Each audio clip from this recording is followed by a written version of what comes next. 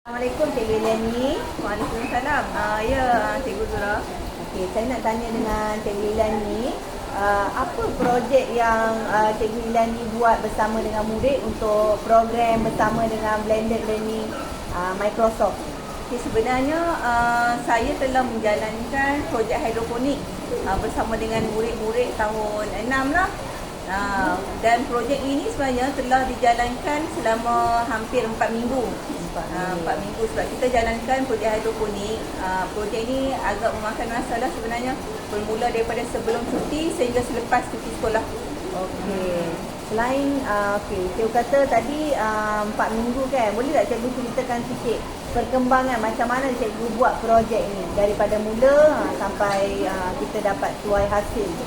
Okay, projek ini sebenarnya melibatkan ke semua murid tahun 6.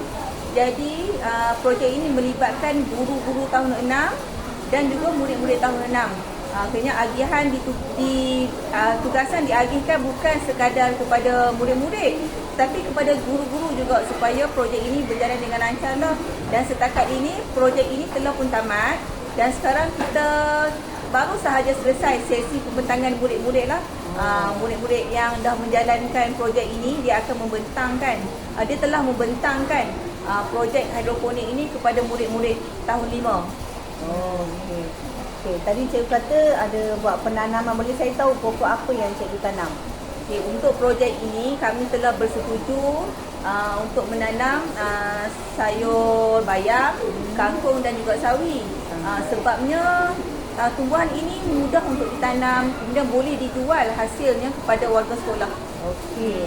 Jadi hasil tanaman tu cikgu dah jual lah bersama dengan murid-murid pada Ya. Hasil tanaman tu murid-murid dah tuai dan telah dijual pun kepada guru-guru dan warga sekolah lah. Dan duit yang kami peroleh digunakan untuk projek yang seterusnya, dimasukkan ke dalam tabung kelab lah. Okey, bagus tu. Okey, boleh saya tahu tak cikgu? Cikgu kata tadi program ni melibatkan murid-murid, semua murid-murid kan?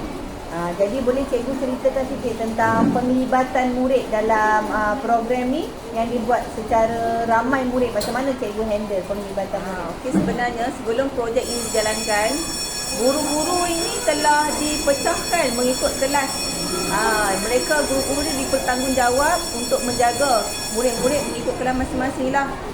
Dan setiap guru, setiap kelas melibatkan 4 orang guru yang terlibat dalam projek tersebut. Biasalah sekarang ni dengan kekangan masa, ada murid yang dapat melibatkan diri sepenuhnya, ada murid yang tak dapat melibatkan projek inilah. Tetapi alhamdulillah di akhir projek ini berjaya dijalankan. Maksud cikgu daripada mula tu sampai habis tu setiap budak, contoh dia tak dapat maksudnya penglibatan awal, dia dapat buat pembentangan macam tu cikgu.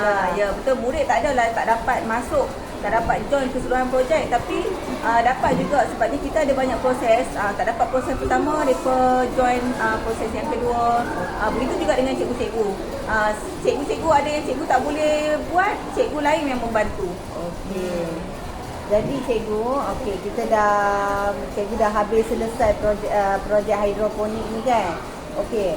Apa yang cikgu rasa untuk cadangan masa hadapan cikgu untuk nak libatkan murid? Apa program yang cikgu rasa cikgu nak buat yang lain yang boleh libatkan murid macam ni lagi?